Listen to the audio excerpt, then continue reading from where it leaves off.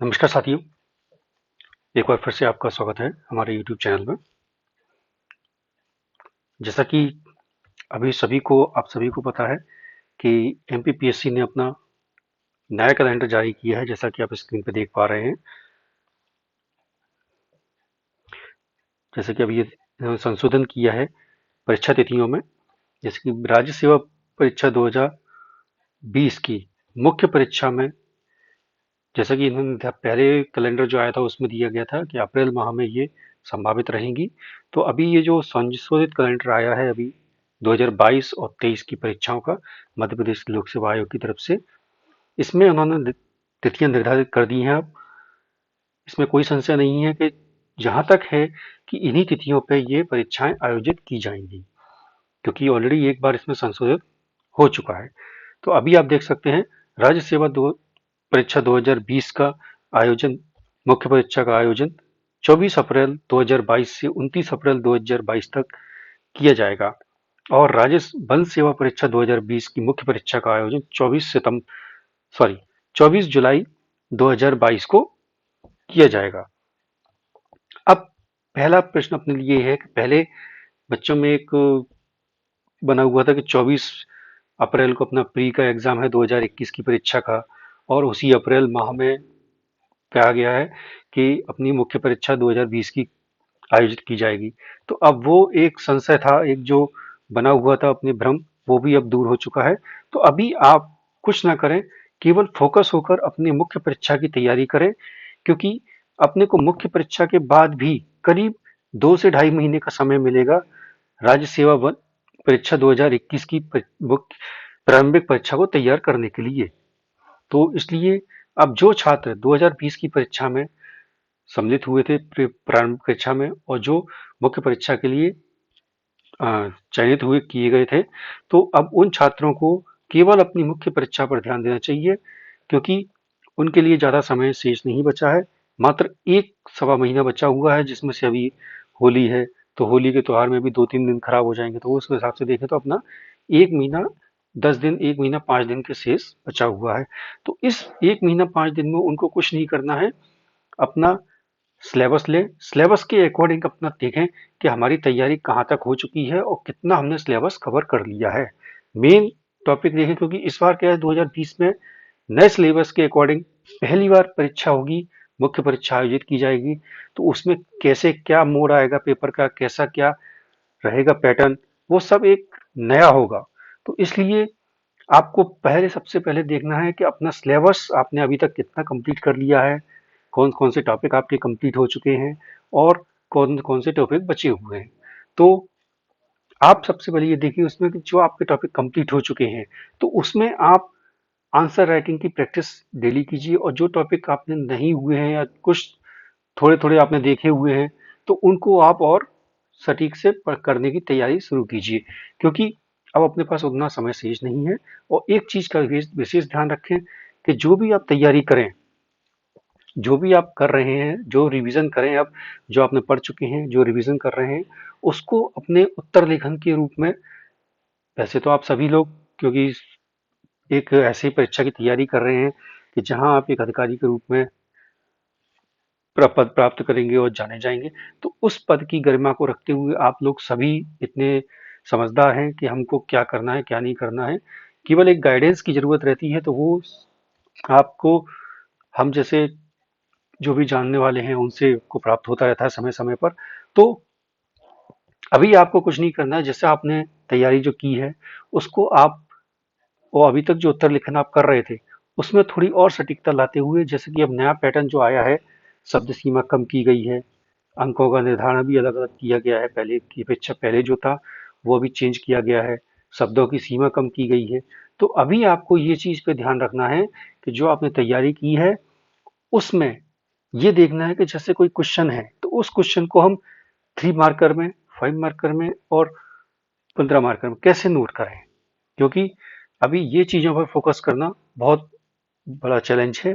क्योंकि पहले 30 शब्दों का रहता था 3 मार्कर में, अभी उन्होंने 10 शब्दों का कर दिया है। तो उन चीजों पर भी ध्यान देना है कि अपने को उसको, जैसे कोई प्रश्न पूछा, तो उस चीज को अपन 10 शब्दों में कैसे, प्लस माइनस 5-10% चलता है, क्योंकि इतना मान्य है कि 10 का 15 शब्द हो जाए तो आप मान्य रहेगा। लेकिन आप बोले कि नहीं साहब हम तो 10 शब्द का है, उसको 50 शब्दों में लिखेंगे, तो वो चीज मान्य नहीं की जाएगी। वहां आपका डिडक्शन होगा नंबर्स का, आपको पूर्ण नंबर नहीं मिलेंगे और उल्टे कट जाएंगे।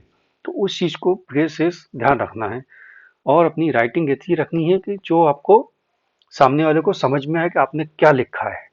क्योंकि कई बार क्या होता है, हम जल्दबाजी में ऐसी राइटिंग लिख देते हैं जो हमने लिख तो दिया लेकिन सामने वाले को समझ में नहीं आया, और बाद में हमको भी खुद समझ में नहीं आया कि हमने क्या लिखा उसमें।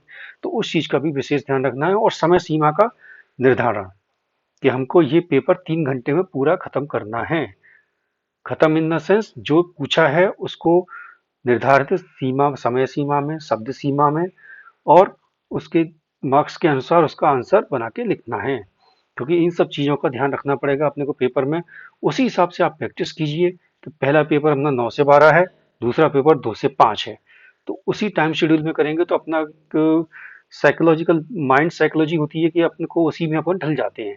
एक ह्यूमन टेंडेंसी है ये चीज की, कि अपन जो काम अपनी जो कहते हैं बायोलॉजिकल क्लॉक जो होती है बॉडी में, उस चीज को अपन देखें तो बायोलॉजिकल क्लॉक जब काम करती है तो वो आप जो प्रैक्टिस में रोज कर रहे हैं वही उस क्लॉक को फॉलो करने लगती है धीरे धीरे।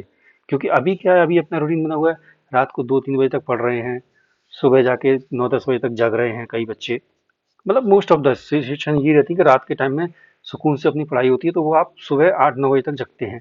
तो वो चीज ना हो। तो उस चीज को बचने के लिए अपने को अभी इतना पर्याप्त समय है कि अपन उसको चेंज कर सकते हैं अपनी बायोलॉजिकल क्लॉक को। तो बायोलॉजिकल क्लॉक अपनी सटीक होनी चाहिए कि सुबह अपन जगें, 1 घंटा अपने को रहे कि अपन उसमें प्रिपेयर कर सकें कि आगे क्या करना है। और फिर 9 से 12 आप दीजिए एक पेपर, और एक पेपर आप दीजिए 2 से 5। ऐसे वीक में आप 2 बार अपनी उत्तर लेखन कीजिए। और नई वाली फॉर्मेट में जो अभी आयोग ने जारी किया था कि एक पेपर का प्रारूप, कि इस प्रकार से आपका पेपर का प्रारूप रहेगा, तो उस पेपर के प्रारूप के आप प्रिंट आउट ले लीजिए, या मार्केट में बने हुए भी अवेलेबल होंगे तो आप उनको भी ले सकते हैं। तो वहां आप उसमें अंकित करके देखें कि मेरा कितना मैं दे रहा हूं, तो वो कितना मेरा आंसर आ रहा है। ठीक है, और मैं कितनी समय सीमा में और कितने शब्द सीमा का आंसर उसमें लिख पा रहा हूँ। और उन क्वेश्चंस को आप, जैसे प्रीवियस ईयर क्वेश्चन पेपर हैं, तो उस क्वेश्चन के आधार पर ही आप देखें कि मैं इसको 10 शब्दों में, 50 शब्दों में, या 200 शब्दों में, या 500 शब्दों में कैसे इसको बना पाता हूँ। तो उस चीज का भी अपने को ध्यान रखना है। ठीक है, तो एक तो हुआ राज्य सेवा परीक्षा का, मुख्य परीक्षा का जो आयोजन है आपका 24 अप्रैल 2022 से 29 अप्रैल 2022 तक है। तो इन सभी छात्रों को मेरी बहुत बहुत शुभकामनाएं कि आप इसमें अपना एक चयन करेंगे और आगे की प्रक्रिया के लिए जाएंगे, जिसमें आपका इंटरव्यू होगा, और इंटरव्यू के, भगवान करे आपका इंटरव्यू में भी हो और आप एक प्रतिष्ठित पद पर पहुंचे। ठीक, अभी अपन लेते हैं दूसरा पॉइंट ऑफ व्यू, कि जैसे अपना राज्य सेवा परीक्षा 2021 जो कि 24 अप्रैल को निर्धारित थी, वो अभी हो गई है 19 19 जून 2022 को। तो अभी इसका अपन देख सकते हैं कि 19 जून 2022, जैसे 24 अप्रैल अप्रैल में जो छात्र मुख्य परीक्षा देंगे उनके पास भी एक समय रहेगा 1.5 महीने का, कि वो अपनी मुख्य परीक्षा प्रारंभिक परीक्षा 2021 की तैयारी कर सकते हैं, या रिवीजन अपना कर सकते हैं, क्योंकि ऑलरेडी उनकी तैयारी है तो वो रिवीजन कर सकते हैं। और जो नए छात्र हैं वो अपनी तैयारी अभी से शुरू कर दें। मार्च के माह में चाहे तो वो अपना मार्च के महीना में पूरा अपना मेंस के टॉपिक्स पढ़ें। जो टॉपिक रेगुलर सब्जेक्ट से अलग होते हैं उनको पढ़ें, क्योंकि विशेषकर वो टॉपिक अपन रिजल्ट आने के बाद नहीं पढ़ पाते हैं। क्योंकि अपना मेन फोकस रहता है कि जो बेसिक टॉपिक है, जैसे ज्योग्राफी है, अपना पॉलिटी है, इकोनॉमी है, एमपी है, इसी चीजों में अपन उलझे रहते हैं। जबकि जो मेन और टॉपिक्स जो जोड़े गए हैं अभी, या जो मेंस के पर्पज से ही टॉपिक है, जो मेंस के सिलेबस में ही है, उन टॉपिक्स को अपन तैयार नहीं कर पाते हैं। क्योंकि यही हिस्ट्री है, हिस्ट्री बहुत बड़ा वास्ट है, मतलब इतना बड़ा अथाह सागर है हिस्ट्री कि आप कितना भी पढ़ें तो आपका खत्म नहीं होगा। अपन सोचते हैं कि खत्म हो जाएगा, लेकिन खत्म नहीं होता है। क्योंकि इतिहास है, इतिहास कब से चला आ रहा है। ठीक, भूगोल है, भूगोल भी बहुत विस्तार है। तो उन चीजों को देखते हुए अपन उसमें से टॉपिक वाइज सिलेक्ट करेंगे कि टॉपिक वाइज हम कैसे कैसे अभी अपन करें कि मार्च तक या 15 अप्रैल तक, 15-19 अप्रैल, 15-20 अप्रैल तक अपन मेंस की टॉपिक्स को पढ़ेंगे, जो कि टॉपिक अपन एक तो होते हैं जो मेंस और प्री में दोनों कॉमन होते हैं, उनका भी इस टॉपिक स्टडी करेंगे, और कुछ टॉपिक ऐसे लेंगे जो मेंस ही मेंस में रहेंगे। तो ये अपन 15 से 20 अप्रैल तक कर सकते हैं।